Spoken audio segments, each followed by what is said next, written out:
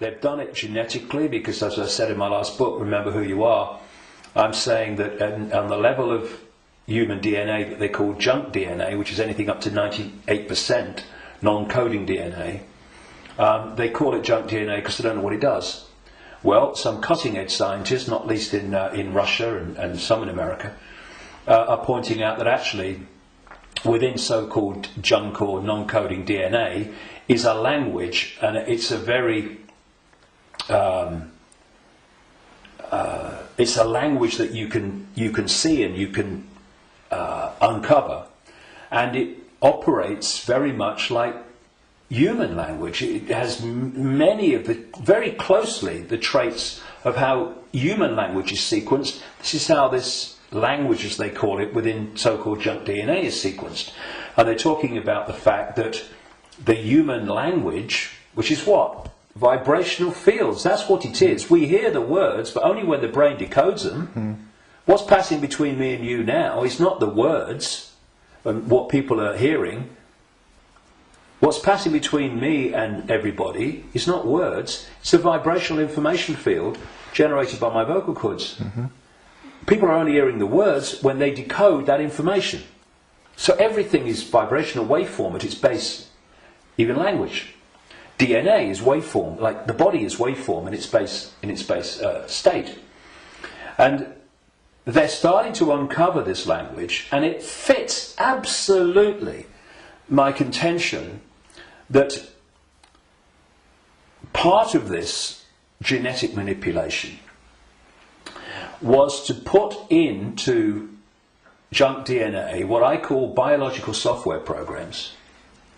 And they are basically perception programs. So if you put a disk into a computer and the computer starts to read it, on the screen the computer's symbolic perception is read from the disk. Well, what if we had biological software programs running through from junk DNA, this language they're finding, and we were reading them into a perception of reality? The other key side of this is that there are emotional biological software programs in there that are running all the time. And when you are reading those, then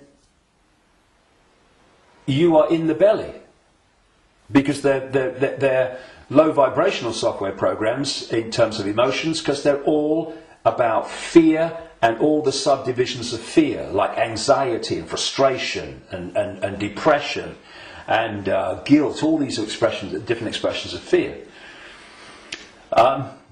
And if we do not open our minds, I call this the human body-mind computer, biological computer. If we don't open our minds and let the true self in, consciousness, then humans are operating literally in a closed system in which the DNA emotional and perception programs are running and not being challenged by a level of awareness that is beyond the program. So basically, people talk about the blind leading the blind. What humans are is the program leading the program. Mm-hmm.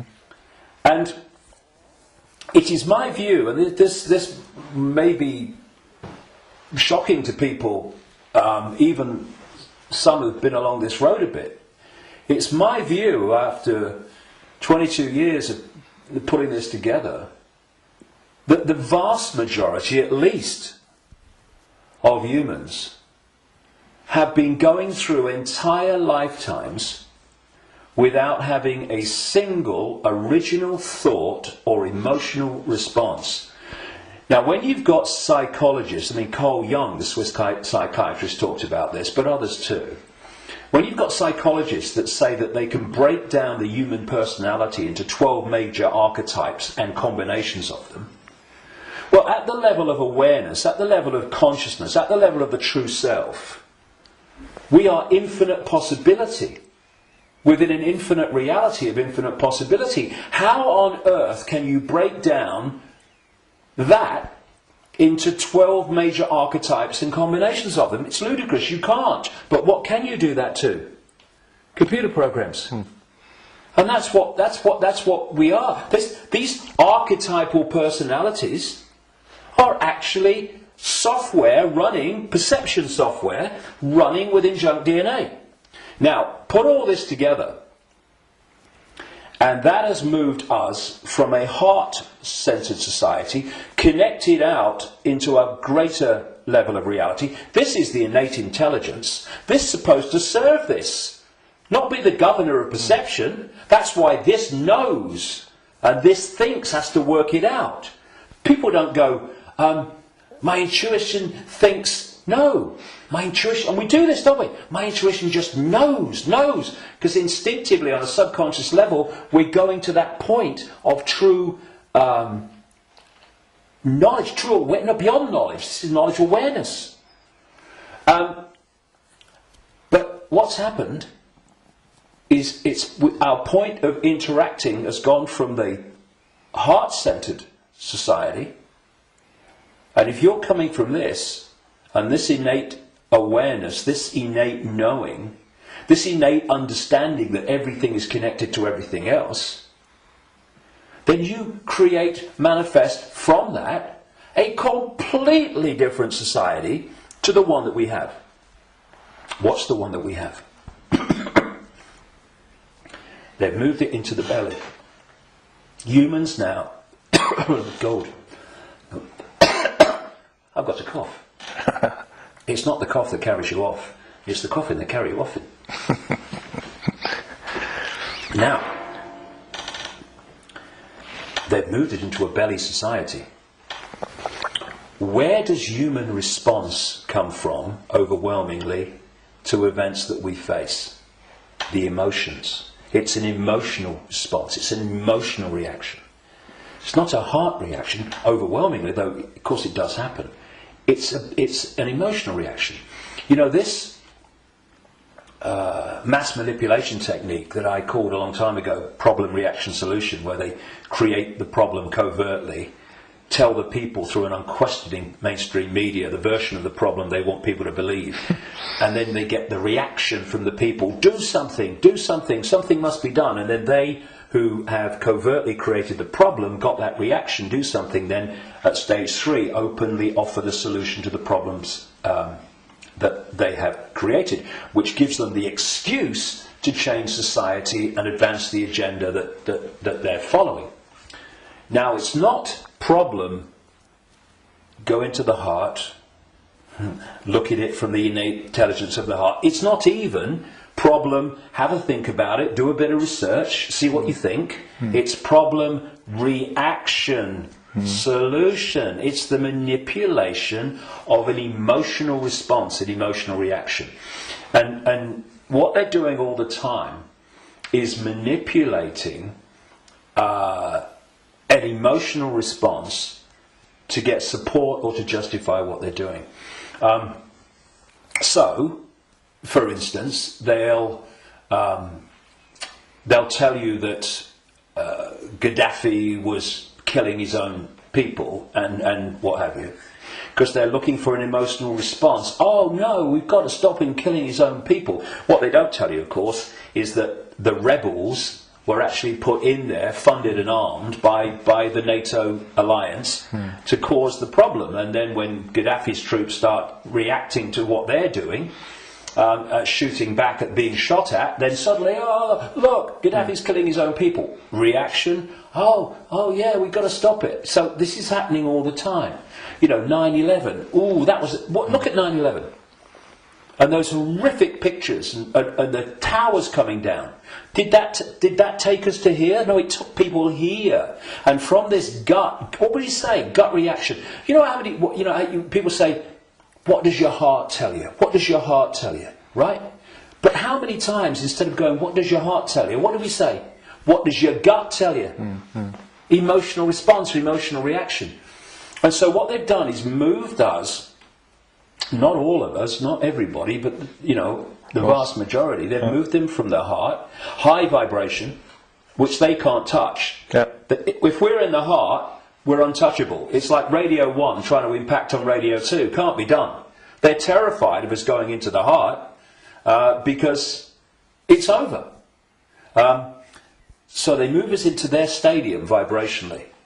Because not only do they manipulate human response through emotion, they feed off human low vibrational emotional energy. They've turned us into their energy source, because they're an energetic source basically at their core. Well, we all are, but they're much more energetic than we are, because we're much more aware of the holographic, the so-called physical. And so when we eat food, we think we're eating physical food. There is no physical. We're eating holographic food. But the foundation of that food, which we decode into some kind of illusory solidity, is actually a waveform information field. All that these entities do is they feed, they get their energy source, not from a sandwich and a cup of tea, but directly, energetically. They absorb energy in its waveform. And so when we generate low vibrational human emotion, that emotion is resonating within the frequency. That's why we can't see it. We can feel emotion, but we can't see it. Because it's vibrating within another frequency band beyond visible light. And that's the frequency band that these archons, reptilians, overwhelmingly operate in. So every time we generate fear and all its offshoots, we're feeding them energetically. So you get a war, a 9/11, a global war, and you get an economic crisis where parents now in Greece are giving their children away or selling their children because they can't afford to feed them. Can you imagine in that one incident with one set of parents how much is generated here emotionally from the horrific? I can't even think about it. Imagine what it must be like. And that's just two parents. You get that operating. Look at the world. Look at the world every day. All over the world, in all its different expressions, how emotional energy is being generated and produced by the circumstances that society has been structured to create.